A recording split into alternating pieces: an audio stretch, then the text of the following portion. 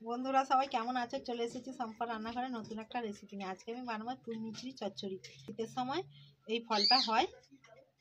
আজকে আমাদের বাড়িতে এই পুঁই মিচড়িটা রান্না করব, সবাই পছন্দ করে, তাই জন্য আজকে আমি বানাবো। কিভাবে বানাই চলুন দেখে নেওয়া যাক। পুঁই মিচড়িটাকে কেটে ধুয়ে নেব।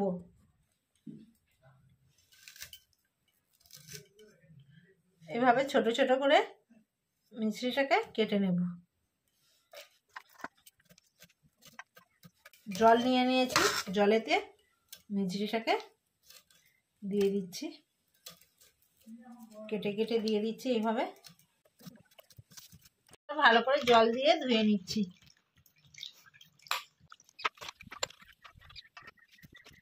বন্ধুরা দেখুন, মিচড়ি চচ্চড়িতে কি কি সবজি লাগছে আপনাদেরকে দেখিয়ে দিচ্ছি। প্রথমে মিচড়ি, ওলকপি, বেগুন, সিম, আলু আর পেঁয়াজ কেটে নিয়েছি, আর কাঁচা লঙ্কা চিরা। প্রথমে আমি সবজিটাকে ভেজে নেওয়ার জন্য কড়াই তেল দিয়ে দিচ্ছি। প্রথমে দিয়ে দিচ্ছি তেলের মধ্যে সিম,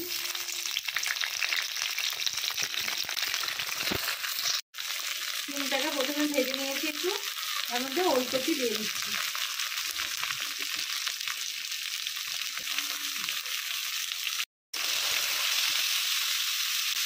আলু দিয়ে দিচ্ছি,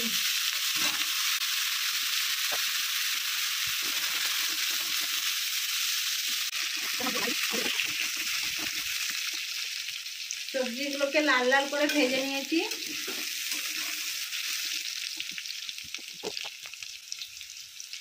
হলুদ দিয়ে দিচ্ছি 2 চামচ। মিচড়িগুলো কেটে রেখেছিলাম দিয়ে দিচ্ছি। সবজিগুলো ভালো করে ভেজে নিয়েছি, মিচড়ি দিয়ে দিচ্ছি।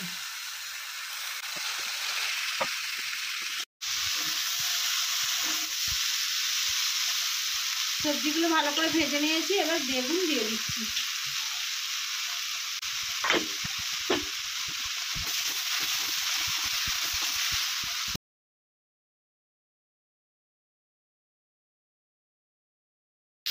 সবজিগুলো সব ভালোভাবে ভেজে নিয়েছি, এবার সেদ্ধ হওয়ার জন্য জল দিয়ে দিচ্ছি।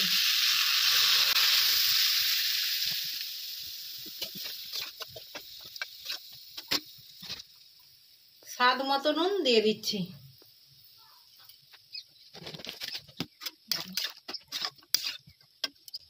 সেদ্ধ হওয়ার জন্য 15 মিনিট ঢেকে রেখে দিচ্ছি। পুঁই মিচড়ি চচ্চড়িতে কি বান্না দেব সেটাই আপনাদেরকে দেখিয়ে দিচ্ছি। প্রথমে আমি আদা বেটে নিচ্ছি। 1 চা চামচ সরষে নিয়েছি, 1 চা চামচ ধনে আর 1 চা চামচ জিরে নিয়েছি, বেটে নিচ্ছি। আদা বাটা হয়ে গেছে, তুলে নিচ্ছি।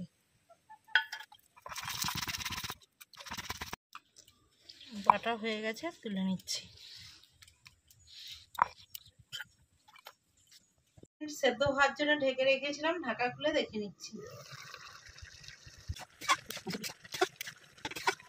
সেদ্ধ হয়ে গেছে, নামিয়ে নিচ্ছি। ফোড়ন দিয়ে দেব। ফোড়ন দেওয়ার জন্য কড়াইতে প্রথমে সরষের তেল দিয়ে দিচ্ছি।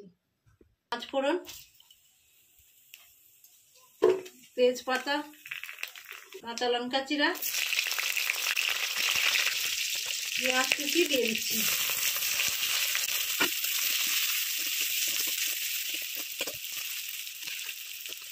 আদা বাটা দিয়ে দিচ্ছি। মশলাটা বেটে রেখেছিলাম দিয়ে দিচ্ছি।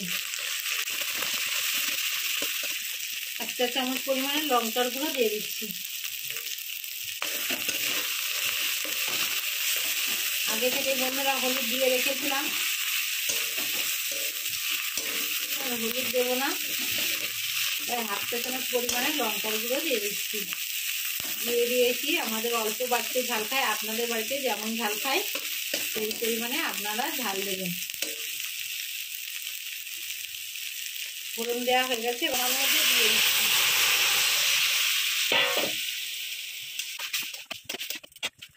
স্বাদ মতো চিনি দিয়ে দিচ্ছি।